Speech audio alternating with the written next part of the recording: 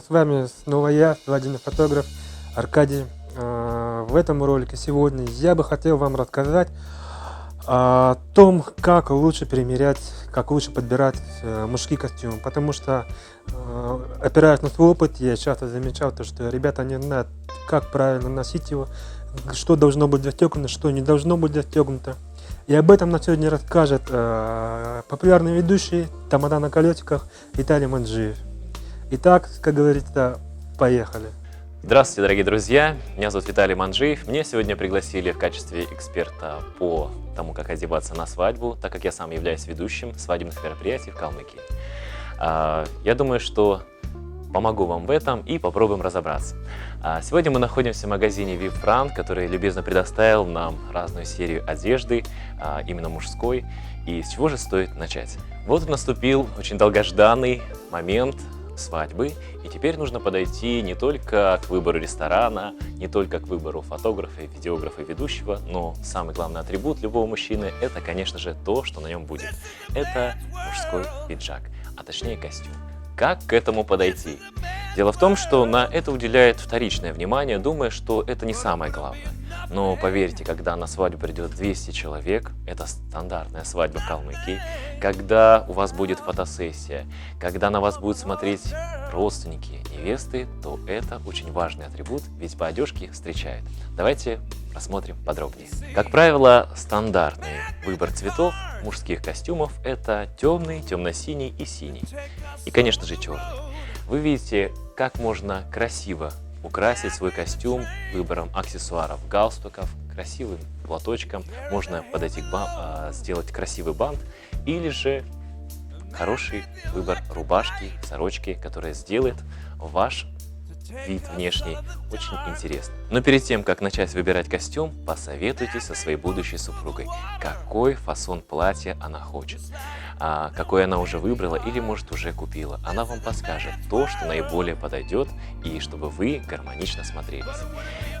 Очень интересно смотрелась бы свадьба в определенном цвете.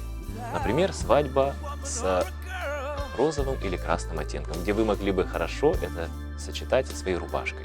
Может быть, у вас на президиуме или же в вашем оформлении есть какие-то желтые оттенки, а сама лента свадебного букета именно желтого цвета. Тогда можно подчеркнуть это красивым желтым галстуком с платочком.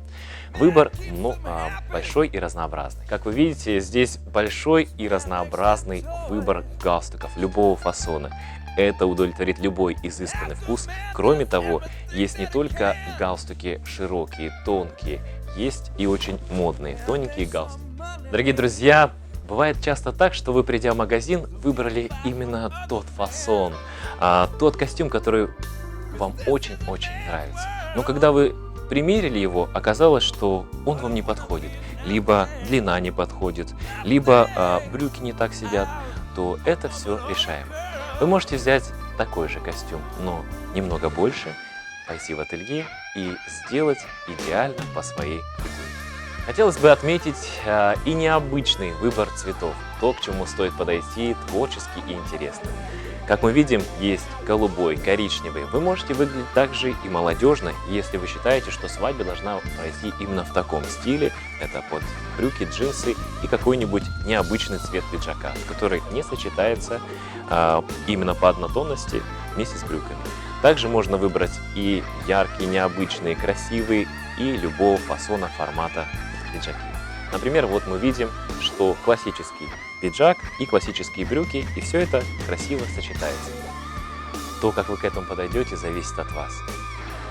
Посоветуйтесь со своей супругой и сделайте так, чтобы и оформление вашей свадьбы, и вы, и ваша невеста были в едином стиле. Когда вы сделаете фотографии, когда вы сделаете видео, это будет просто отлично. Итак, дорогие друзья, как стоит выбирать пиджак?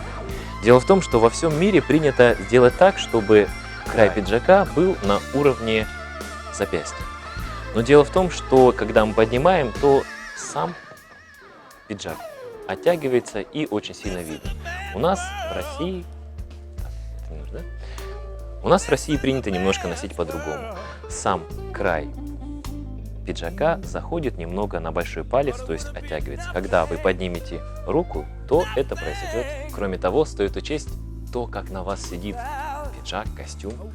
И самое главное, смотрите, чтобы вам было удобно в плечах. Не только по размеру, то есть если он сковывает ваши движения и вам неудобно, то я думаю, что стоит перейти к другой модели или к другому размеру. Тем более, что сейчас огромный выбор разных тканей. Есть еще не только классического фасона, но и стрейчевые, которые тянутся и доставляют вам огромное удовольствие при носке. Как вы видите, на Дорджи находится троечка. К этому виду костюма стоит подойти, когда холодный период, осень, зима, это очень удобно, согревает. Ну а двоечка, которая представлена на мне, то ее в летний, весенний период, когда тепло и удобно. Кроме того, даже в летнюю есть облегченные варианты, которые очень удобно носить. Дело в том, что мне, как ведущему, нравятся очень яркие молодые. Я думаю, что не только мне. И здесь вам приходит на выручку костюмы такого цвета. Может быть, совсем необычно, но тем не менее очень экстравагантно смотреться коричневый цвет. Если ваша невеста одета в упрощенном европейском стиле, то вы также можете к этому подойти в таком же стиле. Кроме того, не всегда можно обязательно придерживаться бабочки или галстука, можно носить и без этого. Кроме того, есть и необычные костюмы, которые ярко рябят в глазах, но делают ваш образ запоминающимся. Ну а далее, как вы видите, фиолетовый в клеточку, есть темно-синий в клеточку, есть такой и многое-многое другое. Выбор огромный. Ну а сейчас, дорогие друзья, давайте рассмотрим мужскую сорочку, рубашку светлого цвета, как правило, белый, молочный и так далее. Как мы видим, здесь классическая рубашка, где кому представлен галстук, на который можно носить и очень хорошо носить. Но также можно подойти к этому необычно. Интересное исполнение. Это воротник, который одевает специально под бабочку и делает ваш образ еще более интереснее и ярче. Давайте рассмотрим галстуки. Как вы видите, очень хорошо подобран по цвету галстук, который дополняет общий образ. Ну а то, как же стоит носить галстук? Узел вы можете выбрать по своему усмотрению, а по этикету принято носить либо до бляхи немножко, либо она чуть-чуть немного накрывает саму бляху. Ну а если у вас костюм тройка, то стоит носить на 3 пальца выше бляхи. Ну и несколько моих личных советов, если у вас работа, связанная с государственной службой, и вам по работе необходимо носить костюмы и пиджаки, то я бы рекомендовал вам купить сразу 2 костюма, потому что это будет гораздо практичнее и удобнее, чем вы будете носить. Примерно нужно выбирать по одному тону, например, темный тон выбрали, и столько же рубашек, примерно 2. Почему именно так? Дело в том, что пиджак из костюма, он стирается очень редко и отдается только в химчистку. Поэтому вы можете поносить, но когда вы чувствуете, что костюм немного устал, вы переключаетесь на другой. Ну а рубашки удобно стирать. Сегодня вы поносили одну, пока одна стирается, другую вы одеваете. Таким образом вы гораздо дольше сохраняете костюм, внешний вид и, конечно же, гораздо дольше сохраняется рубашка.